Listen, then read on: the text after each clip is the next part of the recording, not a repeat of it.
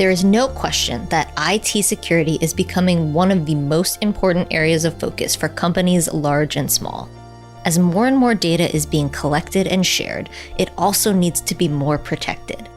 At Foursquare, Julie Cullivan serves as the Chief People and Technology Officer and works to make sure that businesses around the world are prepared with the most advanced tech possible to keep them safe. In this episode of IT Visionaries, Julie discusses with Ian how she found her way into the world of IT and the role of CIO, what it means to be responsible for the IT security of a company, and what the future holds for this industry as a whole. This podcast is sponsored by the Lightning Platform by Salesforce. Salesforce just introduced the Lightning Platform Mobile, the low-code mobile app development platform that empowers anyone to easily build, publish, and manage AI-powered mobile apps for employees and for customers. Find out more at salesforce.com/buildmobileapps. Welcome to another episode of IT Visionaries. I'm Ian Faison, Chief Content Officer here at mission.org. And in studio, Julie, what's going on? Hey, how are you? I'm doing great. You know, it's as with all IT Visionaries episodes, we have no tech difficulties going in. So I didn't see anything. Neither did I. Thanks so much for coming into the studio. This is a really exciting interview. You have one of the most unique backgrounds that we've talked to on IT Visionaries because your first role in IT was as a CIO. And we'll get into all of that and more. But first, tell me about your roles and responsibilities at Foursquare. Great. Thank you for having me. This is fun. I have been at Foursquare for about 18 months and initially came in to take on two roles. One was CIO. Company was preparing to go public and it was time for a CIO level role in IT. Came in to do that and also took on a business operations function because the company was working on a lot of business transformation, particularly around business models, licensing, those types of things. So was able to take, those two roles and make an impact in a pretty short period of time, thanks to a great team. And very recently, I just also took on the Chief People Officer role. So my official title is Chief People and Technology Officer. So that's crazy. Yeah. It's fun. That is really interesting. I mean, how many CIO/Chief People Officer do you think there are out there? I mean, have you done a search? So I'm not alone. I know that. I think you could probably count them on two hands. So, but there are other people with that title. So it's not completely unique, but certainly unique in any of the companies that I've worked for. But I've always been passionate about developing teams and about culture and values and, people programs and those types of things, but always more of a consumer. And this time now I get to play a role in actually implementing and developing and influencing what we do at the company for the people. So it's nice. And you came in about, what was it? Was it like 5 months before the IPO? Exactly. What was that like? I mean, it's such a tumultuous time. You probably like right into the quiet period and you're like, what can we talk about? But what was that kind of like coming in from the business perspective, learning the IT perspective, and now kind of the people perspective? Yeah. Well, I mean, so coming in 5 months before IPO, I will say that the company had been doing a really nice job sort of, getting ready. But even when you're getting ready, the real work starts after you go public. So in many ways, they knew it was time to bring somebody in to help, focus on things like compliance and security and those types of things. And so it made a lot of sense. So when I came in, probably spent a little more energy on the business transformation that we're going through because it was so critical to kind of the outlook in the future and what the company was talking about in terms of who they are in the market. So I spent probably a little more time on that, but all those transformations had such a heavy IT component, right, that it allowed me to get pretty deep on the IT side as well. But, it was a great time to come in many ways because I got to enjoy watching a company go public, and there had been people a lot longer than me. Yeah. There had been working their tails off to make it happen. But so timing wise, it made a lot of sense. You see a lot of companies starting to, as they get close, looking at, hey, we need to we need to really look at IT and operations a little more strategically than you do when you're in startup mode. So, and then since then, really, like I said, it's really about once you go public, that quarterly pressure, right? Things are real in public. And so that's where really getting into, sort of focusing in on what are the biggest priorities for us to do to make sure that we're supporting the company to deliver on, the numbers and deliver on our strategies. So the work really starts post. We talk to a lot of IT leaders that kind of grew up in IT. And one of the things that they have focused on throughout their entire career is like starting to gain this, seat at the table that we've kind of talked about, and kind of making sure that they're partnering with business in the right way. You've worked at companies like FireEye, Autodesk, McAfee, Oracle on the business side. What was it kind of like going into the organization, having to learn IT? Like, how did you have to, not partner with your own organization, but kind of develop that sense of teamwork and everything with the team that you had? Yeah.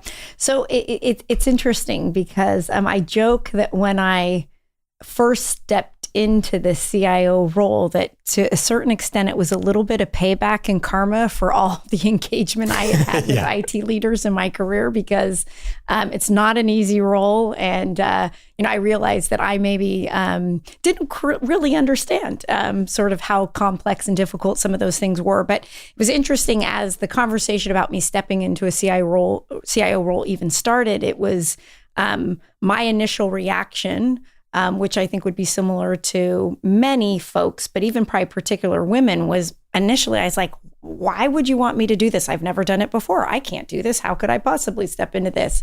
And as I was really talking to, the team and ultimately the gentleman that hired me for the role, who I knew, he's like, I want somebody that's thinking about this from a business perspective and knows how to build teams, knows how to develop teams, knows how to execute. To me, IT is another important operation for the organization. And I expect you'll go find the technical skills you need, to go be successful in doing that. So I'm not looking for you to build and architect the network. I'm looking for you to find the team that's going to build and architect that secure network for us, et cetera. So the more we talked about it, I realized, look, the skills that I've developed over time around leadership and all those things were really what were going to be most important. And even in IT, it's always about risk. It's about business value, and the decision-making process is the same as it is on the business side. Now, in terms of being able to partner effectively with the organization, I did have, both of the CIO roles that I've had the advantage of sitting at the CIO or CEO staff level, right? So, I have been able to come in where there was recognition from the beginning that it was important, that it was looked at as an important function in the organization. But I also do feel like I have an ability to have conversations with my business partners in a different way, because in many cases, it's like, I've run sales operations, I've run channel operations. I really can help, partner with you to figure out how do we solve these problems or innovate around the things that you need to innovate around. And, I'm not trying to learn the business and then also try to help them solve problems. So I've also, in my operational roles, had to work really closely with IT, right, to deliver, transformation projects and those types of things. So from the time I first moved into sales, which was many years ago at Oracle, it was always a conversation about how the CIO was a business person and had to be talking in terms of the business, right? So this has been something that's been around for quite a long time, but with digital transformation and some of the things going on, I think it's getting a lot more recognition that you have to be working at that level, but also your organization has to understand that they need to think this is that important to them. So how much time do you spend working in-house versus like working with customers? So I have been lucky that I get to spend a fair amount of time doing customer, prospect, and marketing type activities, because in both of my CIO roles, I've been a customer of our own solutions and products. Some call it eating your own dog food. I prefer to drink our own champagne. Yeah, there you go. But, so it's been really great because I have a sales background. I love being, engaged, but it also is a reminder to me as a CIO is why we do what we do, right? It's so much more satisfying when the products that you're helping the company go build, et cetera, are making an impact in the market, but also that I really understand the problems that we solve and how to leverage the technology, whether it be security technology or whatever. So, I mean, it also makes it, sometimes remind you why we do the hard work that we do on the IT side, because ultimately it is about the customer and the business. So I love that. And frankly, it'd be a lot harder to do the job if I didn't have that outlet. So percentage wise, I mean, it's not more than 20% of my time. But I get to do a lot of fun stuff at RSA. I get to work with partners a lot. So I really, that makes me motivated to go do the things that we need to do. Any fun insights from RSA this year? Fun insights. Well, Foursquare is, I believe, has one of the most popular parties that take place at RSA. So this year we had Paris Hilton spinning the discs, and we had Pitbull perform. Really? So, it was it's a really important promotional event for the company. And, totally. So that's, I guess, one of my inside scoops that I got to see Pitbull this year at RSA. But no, I mean, I tell you, I mean, RSA every year is fascinating, right? It's there are always a key set of messages, and it gets really confusing because it seems like every company that's exhibiting there solves that problem. So I always find it a great event to kind of learn what else is going on in the market, but recognize how much confusion there is sometimes in the technology space because everything starts to sound the same. Yeah, let's get into that a little bit. I want to talk about cyber risk, across both IT and OT domains, and specifically about what are some of these challenges facing security in IT? And we can get in a little bit into the blending of who owns IT after this, but let's do some of the challenges first. Well, it's interesting that the challenges, the ultimate challenge, right, is that the threats out there are real, and there are certainly threat actors that are looking to do bad things in organizations of any size.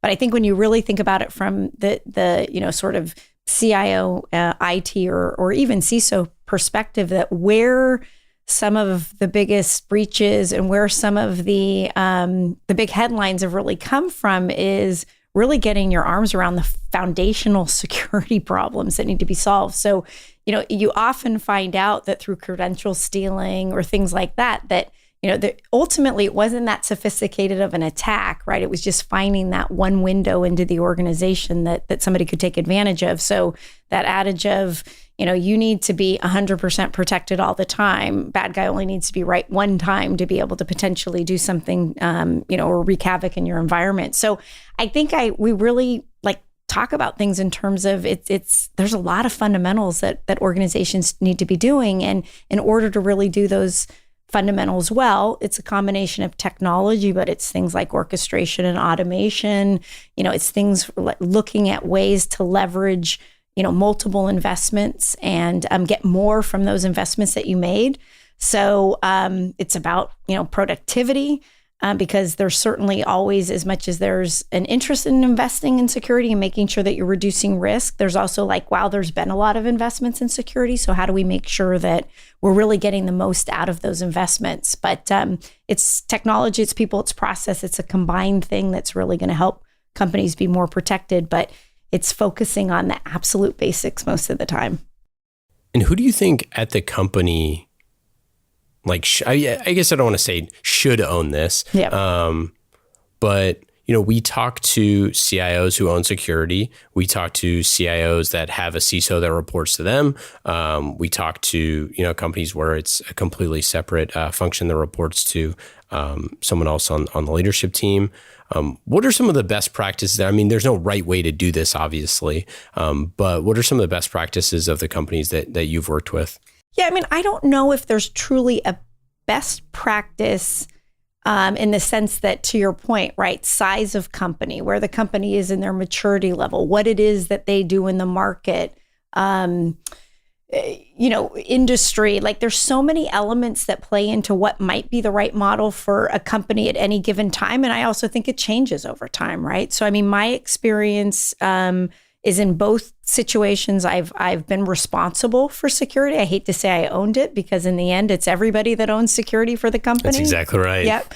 But I had responsibility for it. And, in one case, I had a CISO reporting to me that had a reasonably sized team. At Foursquare, we're a little leaner and meaner. We're operating more at the director of information security level, but we'll expand and grow from there. But in terms of responsibility, I've always clearly understood, hey, it's my responsibility. And if I have to make trade-off decisions about budget and where money's spent, you have to look at security very different and separate from how you look at the rest of the things that you need to deliver for the business. So it goes back to people, but there is this, I understand, built-in assumption that CIOs don't always understand or think that security is important, or if they have to make choices about money, they always choose, other initiatives and they shortchange security. And I think those are, I'm sure those things happen out there, but as companies grow, if compliance is a big, sort of important priority for a company, those all things might change and shift where a CISO should reside. But no matter what, in the end, there is going to be some sort of connection back to your IT operations and the sort of operational side of security. That means that regardless of the reporting structure, those companies have to be on the same page, have to be aligned, and have to agree on what the priorities are. It's not going to work completely separate, right? So no matter what, reporting structure aside, that partnership has to be there.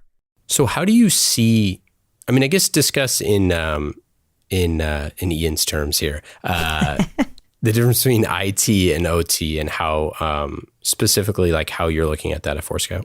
Yeah. So IT is really focused around your traditional corporate systems and all of the operations that you have to run the business. Typically thinking about, campus networks, data centers, it's the internal systems, even if they might be in the cloud, but it's the thing that you sort of own and leverage to run the business. Very traditional. On the OT side, those are typically sort of critical business services that organizations have. And it can be anything from IoT, meaning printers, cameras, HVAC systems, but it can also be much more business critical than that. If you look at, for example, utilities and industrial companies that have systems that have been running for years that really run the operation of, say, a nuclear power plant or whatever that is. And those technologies are often not, or they traditionally were not connected to the internet totally. In any way, but that now has certainly changed because there's so much benefit and value in having those connections. More and more those systems need to interact with corporate systems. Where does a billing system end and a system that's tracking somebody's electricity usage, right? Like where does those end? What's corporate? What's OT, right? So more and more of these things need to talk to each other and communicate. And as they come online, that creates risk. What you find on the OT side is that many of those systems are very proprietary. Yeah.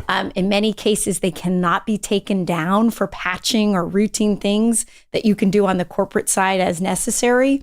So the whole approach and philosophy for how you kind of get visibility around those OT systems, around how you identify where there might be risk or vulnerability, how you apply policies to them, has to be looked at very differently. So as much as some of the traditional techniques that have been out there and managing a traditional corporate environment, some of that does apply. There's a whole different level of passive discovery that needs to happen and things that make securing those systems a little bit more unique, and often traditional technology alone is not going to do it. So we certainly, at Foursquare, look at that entire problem. And sort of recently acquired a company that they focus completely on how do you do, visibility and device control in those IT environments. So, and more it's converging on who's responsible for those things. It used to be line of business was responsible for the OT side, and then, IT was responsible for the corporate side. But more and more, they're looking at more clear single ownership to make sure that we're using a lot of the same, at least compliance approaches and those types of things, because there has been a lack of visibility on the OT side as to where risk might even be. And so like an example of the OT side would be like the casino that got hacked through the fish tank, right? It's like something that traditionally was not a connected thing. Or it could be the brains behind, a nuclear power plant or something like that, it could be, right? Yeah, I mean, it's that extreme, right? As to OT, it can be defined a lot of different ways. But yes, you're exactly right. Do you think that with, one of the pieces that is the most challenging is the governance of these different systems and how they all blend together? I mean, talking about the visibility of, unified device visibility, we've talked at length on the podcast about shadow IT and the problems that has created over time. And now you have a lot of CIOs that fully embrace that of, hey, if the business comes to me with something, like, it's my job to be the trusted advisor and to help them look into this and figure out what the best technology is to use. Do you see governance as like a huge problem kind of going forward? Well, I don't know. I don't know if I'd say it's a problem, but I would say it's super important, right? Like it's hard to have separate governance or whatever. And you made the main point, right? Before you even worry about governance, it's do you have the visibility you need, right? I mean, do you really understand everything that's going on in your environment? And I think that that's where a lot of companies struggle, because they think, hey, I think I'm okay, but how do you know if you don't have complete visibility to everything that's going on? So I think a lot of it is around, hey, how do you solve that problem? But also, how do you have some consistent ways of understanding what's going on? Because when you separate all these things, it may make sense in terms of, hey, I know I have these dedicated resources. I know what they're spending their time doing, and I'm sure they're doing the things I want. But if you don't have sort of broader oversight and governance as to what are our risk, what are we willing to take on from a risk perspective, and more importantly than anything, when there's an audit or something like that, can I answer the questions that need to be answered? Or if there's something like a WannaCry, do I know every system that I need to go out and remediate against? So it all starts with visibility, but then having some policy and governance on top of that is the next thing. Switching gears to innovation, how do you view innovation at Foursquare, and how are you looking at employees and citizen development and hackathons, and folks like both internal and external to the organization? How do you look at new technologies and acquire new technology and all of that? And I know it's a loaded question because there's a lot of different moving parts in there, but curious to see your approach on how innovation happens. Yep. So a couple of things. When you initially say, how do you think about innovation at Foursquare? I initially go to the innovation that our engineering team is doing around our products, right? I mean, because I look at the problems that they're trying to solve and the focus on innovation on that side. That's what immediately comes to mind, which may not be a good thing because I'm supposed to be innovating, obviously, as a CIO.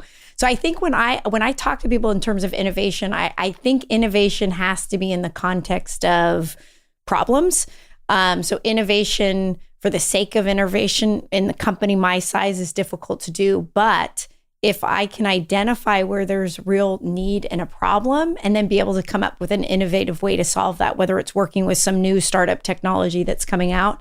But the one thing I find as a CIO is I could spend all day, every day talking to 100 companies that have great technology and they want to talk about their technology. And what I say is, let's talk about my problems, and then let's see if your technology helps me solve some of those problems. So, we're a pretty lean and mean, IT organization specifically at Foursquare. So when I think of innovation, a lot of it's around the transformation the company's trying to do. Dabbling in innovation, we haven't had a ton of time to do that. But where we do try to do it is, hey, we've got a challenge where we're not able to scale our IT service desk team at the rate we're hiring employees. How do I use cool new technology to change how I solve that problem through AI, crowdsourcing, whatever it is? So that's where we try to do it, is look at what's the real business problem we're trying to solve, and is there an innovative way to solve it? Let's get into AI and machine learning. What are you excited about? What are you looking at? How has kind of AI and the ratio changed in your years, and what type of stuff are you looking at right now? So we're doing a lot with it on the how do we provide better services and visibility to our customers, right? So again, if I look at, what we're doing around cloud and things like that and where we're moving, right? AI and machine learning becomes a critical point of that. When I look at our, sort of internal, services that we provide and problems that we need to solve, the reality is, the whole core of AI and machine learning is a data set, right? Yeah. That allows you to learn. And when I look at an organization our size, we don't have a whole lot of data to do it ourselves, but where I see a lot of promise and we're looking at some interesting things is where you bring data together from a bunch of companies, right? In an anonymized way that, okay, now I get the benefit of big data and being able to leverage these technologies because I have a big data set that I can use to do it. Yeah, how do you do that? That's really fascinating. Yeah. So, well, I mean, so again, I see this in a lot of areas beyond just some of the traditional IT things. I see it in, different approaches to how people forecast their business. There's this tremendous learning that can happen when you bring a bunch of data together. And one company alone, especially a company Foursquare size, isn't going to have enough of it to be able to really leverage those cool technologies. But if they can find ways to leverage it in more of a crowdsourced way, then I think it can bring a lot of value. Yeah, it was interesting. We, one of the early episodes of IT Visionaries, we talked to the CTO of a startup called JobScan, and she was talking about how, and they're working a lot on training their machine learning and AI capabilities. And we were talking about the advantage of big company versus small company and how they need to use a lot of publicly available data because they don't have a ton. And it's one of those things where big companies often things feel like they move at a glacial pace. And, it's like trying to, to move a Titanic. Whereas, in a startup, it's like the waves are crashing around you, but at least you're in a speedboat, so you can kind of maneuver around. And getting creative with publicly available data was one of the huge advantages that they were really thinking creatively because they had, those constraints. But I think it's a fascinating thing of looking at other organizations' data and different sort of ways to kind of leverage that stuff when you're just not making that much of it yourself. Right. I mean, there are companies out there, obviously, that have tremendous data, right, that you really can apply these things to. Then there's others where it's like, yeah, I've got data, but we're not talking about the data sets that you really need to be able to truly get going on that stuff. I also say there's, I love the fact that, there's companies that are starting up that solve really specific and important business problems using, AI and machine learning techniques. But I also kind of look at this as potentially the next platform versus a bunch of point solutions that have built sort of specific use cases and solve specific problems. So, but again, it all starts with big data, and there's a lot of companies that have it, but there's a lot of companies that, just because of size and scale aren't going to have it yet.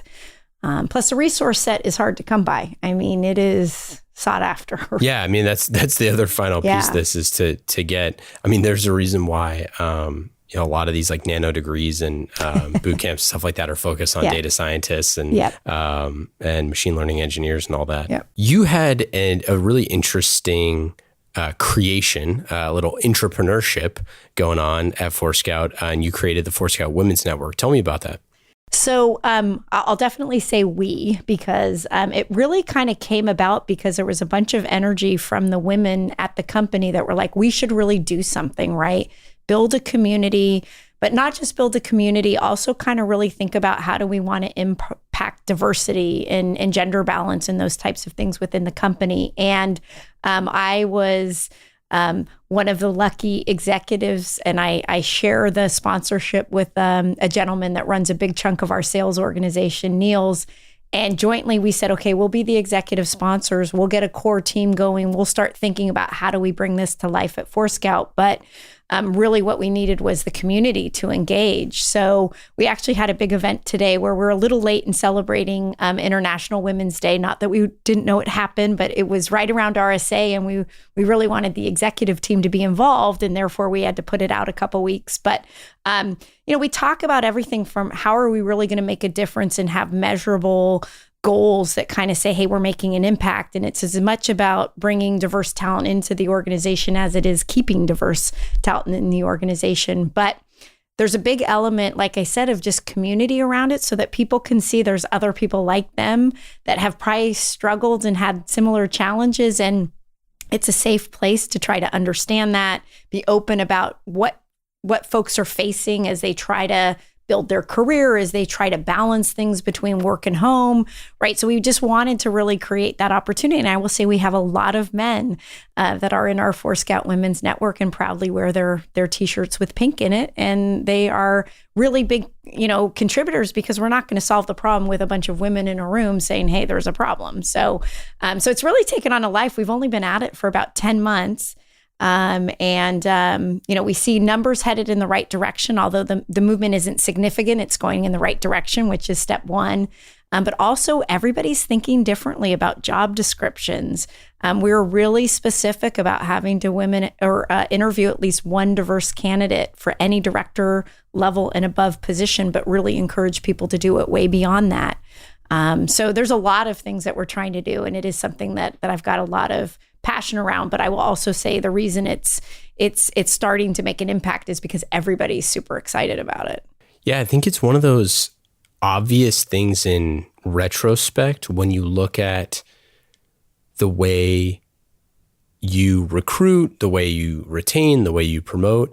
And if you, as with anything in business, if you don't have a goal, like if you're not measuring and if you don't have a goal, there's no way to meet it. When I used to work with, I've talked about it before on the podcast, but I used to work with companies on building diversity initiatives. And one of the things that we always said was, if you have, however many, $1 million of budget every year that you put towards recruiting, and probably 990,000 is going towards engineers. But if you have $1 million and you want to get to, X% of military veterans and X% of, whatever else, you should probably at a minimum be putting X% of that budget into recruiting those people, and probably a little extra if you're at a delta right now, if you're only at 7% or whatever it is, and you want to get to 15 or whichever. And I think it's kind of that thing that people don't realize, that it's all of these relationships are one-to-one. Like it's hand-to-hand combat, right? You need to convince people singularly to join the team because, that's what matters. And having something like a women's network, I think is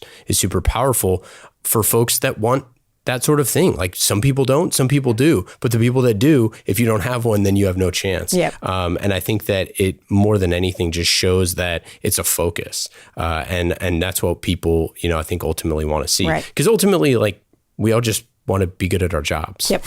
And progress in our jobs and get fair treatment. Well, and I mean, this was not a conversation when I started my career. Yeah. And that's what kind of blows my mind is, I've been at this for a long time. I won't say how many years, but it's been a long time. And, people were not having this conversation. And to some extent, there was probably, more sort of acceptances. Hey, this is kind of how it is. And, I'm not going to let it bother me too much. I'm going to go do my thing and hope it all works out in the end. I didn't think a lot about, hey, I'm a woman and they're a man. I was just like, look, I'm going to have to earn it. But there's so many other elements and so many other things going on. But the fact we're talking about it, like you said, and it's a focus and it's attention. And you know what?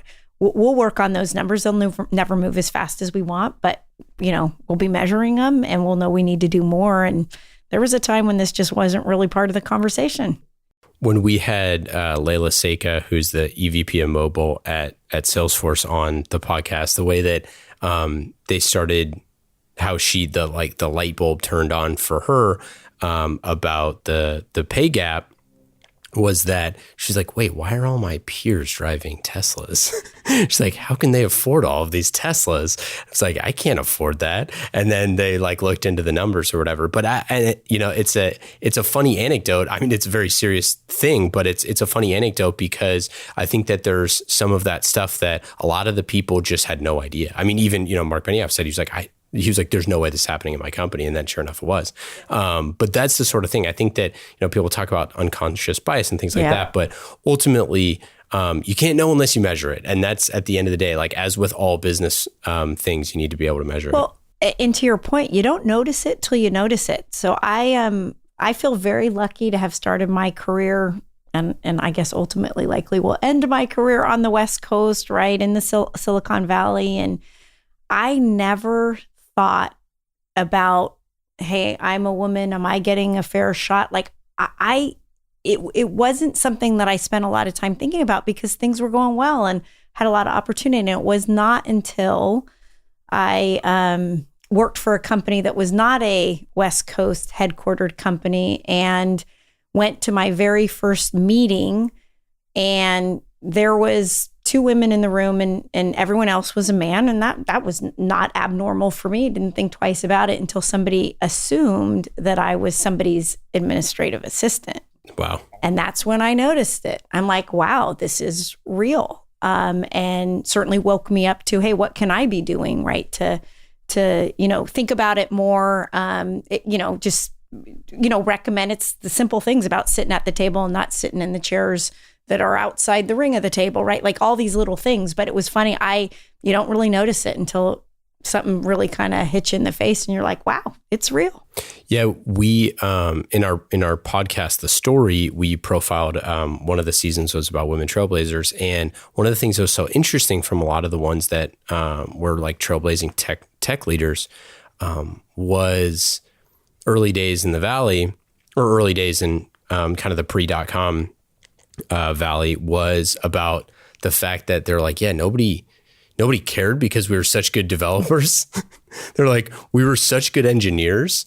You couldn't really say anything. The work just was the work. And I think that was one of the early things, was that the work just stood on itself when you're in startup world, because that's how it is. But startups grow and they get bigger, and then who gets promoted? So yep. I appreciate the candid discussion, because I think it's something that's super important that our listeners I know care about. Hey, yeah, no, and I mean, I just in creating role models like these, trailblazers that you talk about. I mean, those are the things that we need to do so that women, as they're coming into the workforce, as well as other diverse candidates, see role models and people that have been able to do it. And I pretty much guarantee it wasn't super easy, and they're not perfect, and they had a lot of challenges along the way. But to give people examples is the important piece, that it's possible.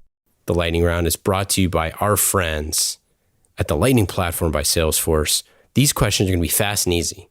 Fast and easy questions, fast and easy answers, fast and easy, just like the Lightning Platform. Are you ready? I hope so. Number 1, what app are you using on your phone that is the most fun? Fun apps? Yeah. I don't have fun. Sorry. I have a lot of great apps. I mean, I love Teams on my phone. Okay, that's sort of counts. That's a half count. It's an old school. What about your favorite time-saving tool? My favorite time-saving tool? I guess my phone in general. I'll I do a take lot that. on my phone. That's pretty good. Apparently not, but we'll go for it. What about your favorite either one-day getaway in the Bay Area or favorite vacation spot? We have a place up in Sun River, Oregon, and that is my favorite place to go in the summer. Don't love it as much in the winter. Not so much in the winter. What do you do for fun? Fun to me is reading and learning and expanding. My kids are all grown up, and fun is my dog Marley, whom we love to death, and we waited till the kids went away to school to get a dog, and that is just fun for me. That's dangerous. They're not happy with us, but add it to the list. Favorite recent book? Favorite recent book. Book I'm excited to read is something about You're a Badass. That's the one I have teed up. I haven't read it yet. I did just read a really good book that was fiction, and can I remember? Educated. Enjoyed that book a lot. And that was just for fun reading. I love fun reading. We do a lot of, obviously, reading. We're a media company. What technology or thing are you most excited about? I am excited about this, mixing the AI machine learning stuff with crowdsourcing. I think that's where companies can really solve problems, because it's hard to take advantage of those amazing technologies by yourself. So I'm pretty excited about the companies that are coming along, realizing that without a big data set, it's not going to be as valuable.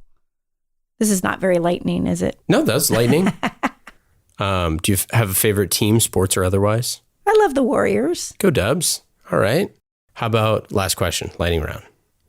What is your best advice for a first-time CIO? understand the business inside and out, know more about the end-to-end business than the business partners themselves.